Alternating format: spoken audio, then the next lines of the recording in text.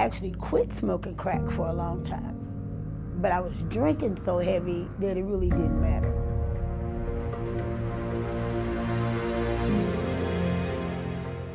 The fact that the abuse of alcohol and prescription drugs and the use of illegal drugs presents a very serious problem is no longer disputed. The guys would get drunk and fight over me, and multiple rapes and beatings and different things. And I remember every time I come to, I'd think, why can't I just die? Why can't I just die? Both of my parents were on drugs. We're bombarded with the stories and images of the mothers, fathers, sons, and daughters who need recovery. And sadly, we see those who didn't receive it in time.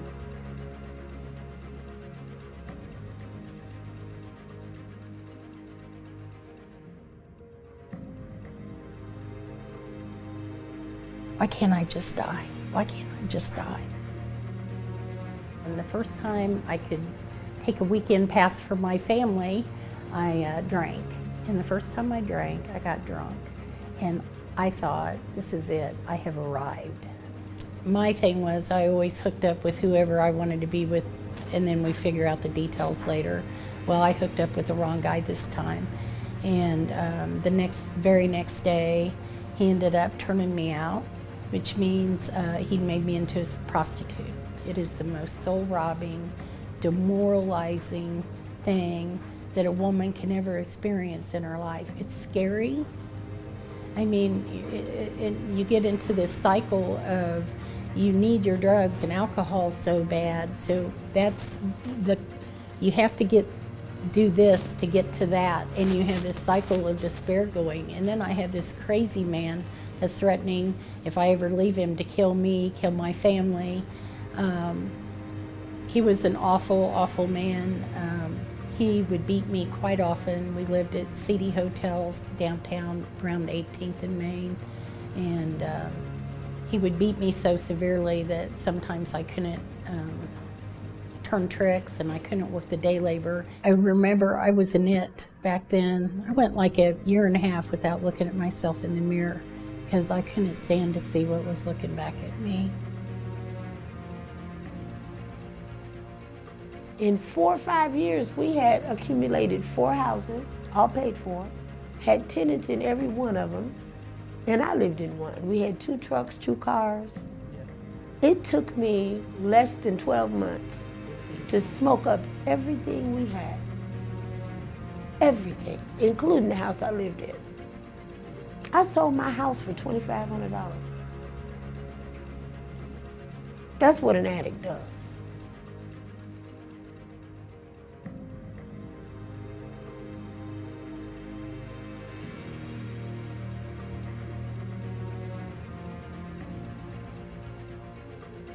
I was raped at the age of 6 repeatedly by someone who I trusted.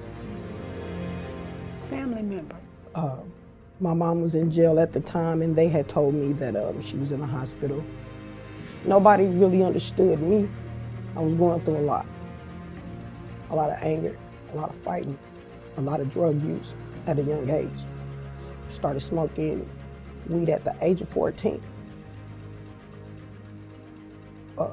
And it really happened the day that I saw her put a crack pipe in her mouth.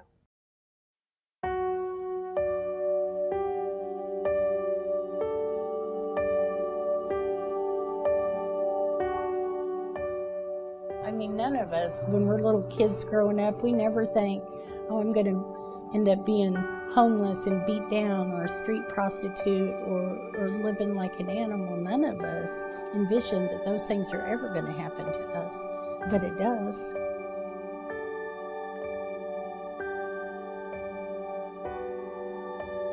When I seen her change for herself, she became my hero.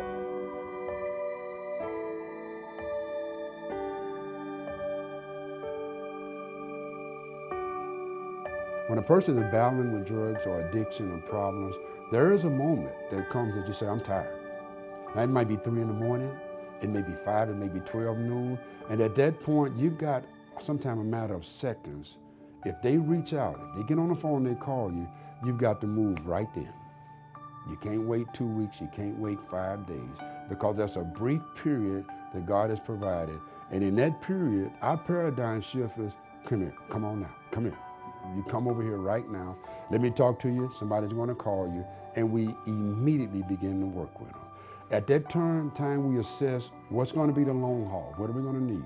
Is this a person can come to a recovery group and make it and be okay, or is this a person gonna have to have detox or go through treatment, 21 days of treatment or 30 days? So we can determine what they're gonna need, but the key is that we immediately begin to work with them. We show them love and compassion, and we're there for them. And that's kind of what recovery is about.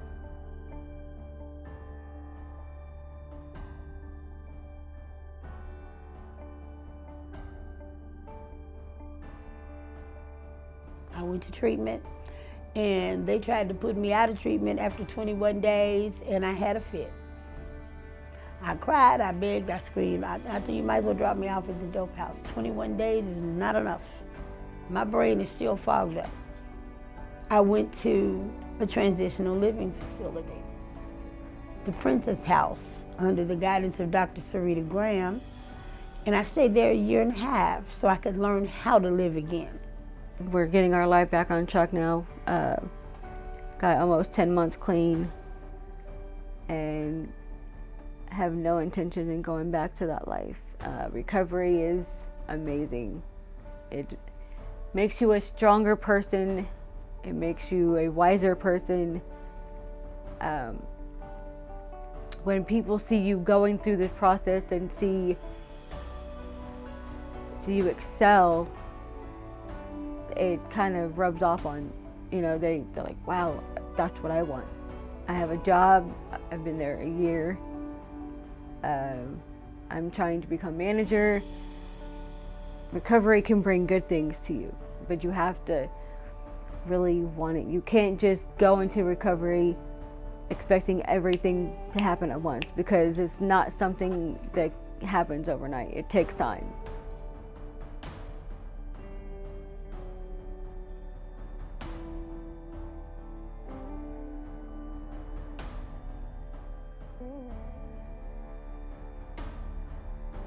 In 2004, the Missouri Department of Mental Health received its first federal Access to Recovery grant, and as a result, made a bold move to convert its statewide primary care program, primarily serving non-Medicaid insured adults, into the ATR model.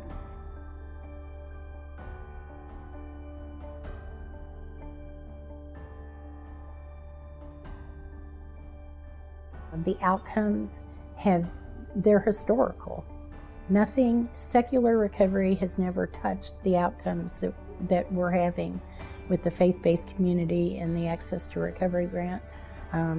That's ending in 2018, and we're all staying prayerful that the good work that we have started here is not going to fall to the side. I just don't believe it can. We've came too far.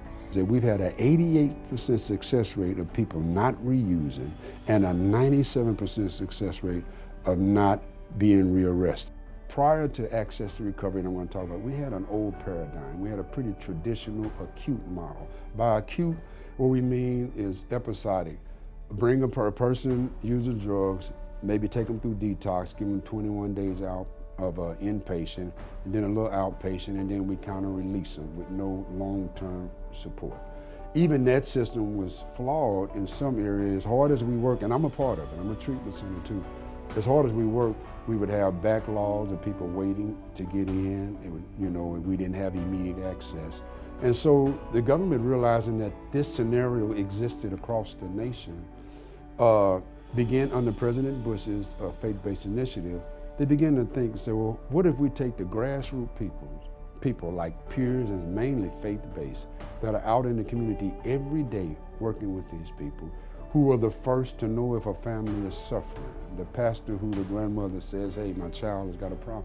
Why don't we bring them together, train them, and try to commission them as a compassionate army?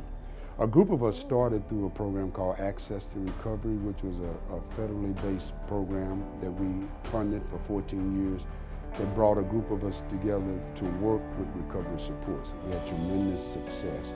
From that, we jettison into MOCRIS, on the Missouri Coalition of Recovery Support Providers. And MOCRIS promotes this paradigm shift in a collective, united, mobilized way.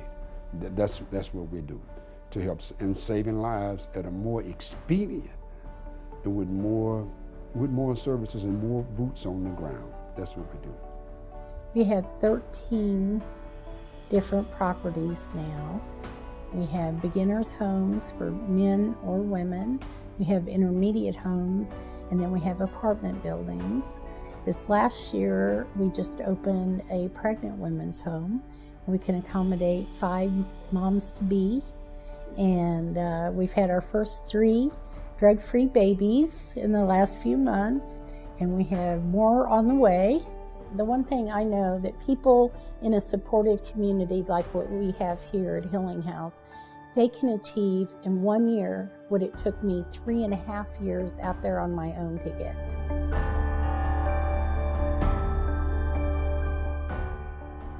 Recovery support services and housing like what we provide are a key component. I mean, they're just part of the pie. You know, treatment is one chunk of the pie, but the recovery support services are part of that same pie, and they're just as essential. It's all of us working together that really, for the long-term recovery outcomes that we want, the families being restored. I'm so blessed. I get to see whole families being restored here all the time. Women getting their children back, custody of their children back. You know, 90% of our people are employed here. At any rate, you know, I'm 11 years clean and sober now, and I give back. I work at Sarita Lynn Ministries at the Princess House, the same one that I found freedom, and I'm happy. Happier than I've ever been in my adult life. I like this mama now. I love you, mama. I'm proud of you.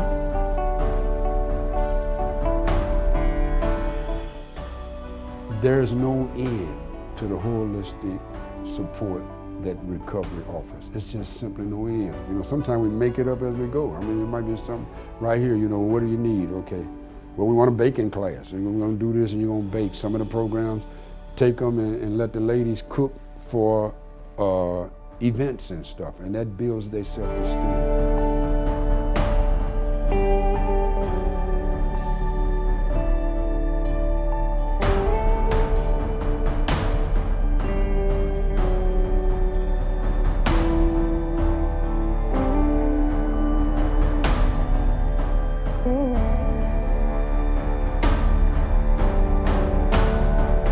My name is Teresa Ashby, and I stand for recovery. Stand for recovery because there's a lot of lives out there that need to be saved. My name is Toya Deshawn LaToya Westbrook, and I definitely stand for recovery.